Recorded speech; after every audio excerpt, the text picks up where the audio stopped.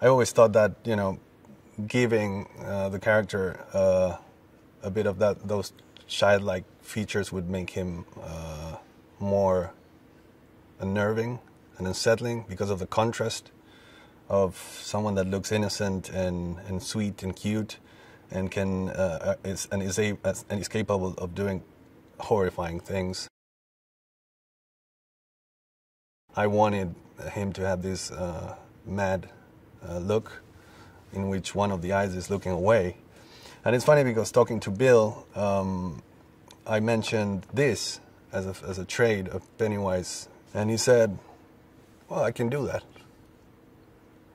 And he did it. He did it like that, and it freaked me out. And I said, good job, man. You just saved me hundreds of thousands of dollars. Yeah, probably one of the very few people that can do it in the world. It's just like, not cross-eye, the opposite of cross-eye. You will see it in the movie. It's pretty terrifying. The madness in his look, his body language was completely unnerving. He's incredibly talented, and there's like, you know, the control of like every muscle in his face is like just amazing.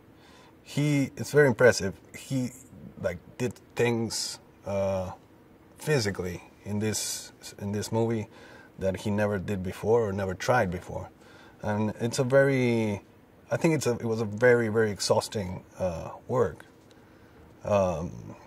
Every single scene with Pennywise implies some certain titanic stunt, and I really have to give it to Bill to go through that, because he did an amazing job and his energy was at full all the time. It's a shape-shifting entity of evil that appears in these kids' lives.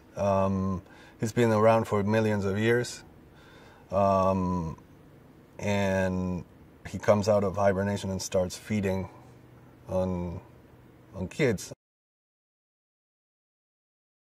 It's curious how each of the actors share a DNA with the characters.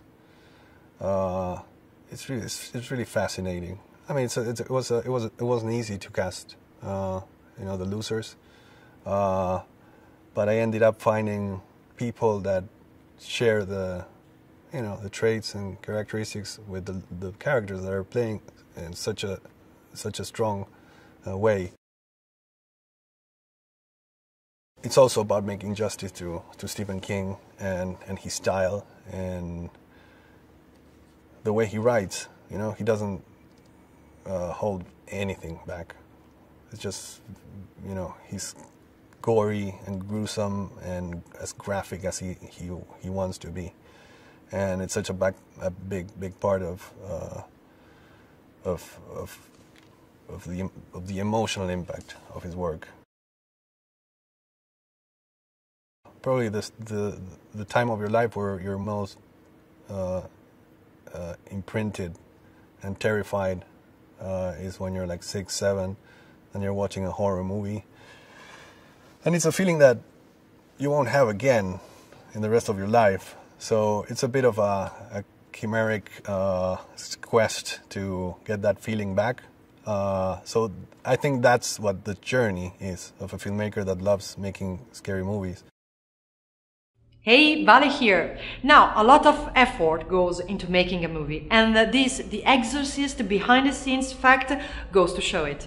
William Friedkin had a shotgun with blank shells that he'd shoot off on the soundstage during breaks. It scared the daylights out of everybody, and after a few times he was asked to stop. The actors didn't find it funny. What they didn't know was that their reactions were being filmed and later inserted into the movie as their reaction when Regan made a sound upstairs.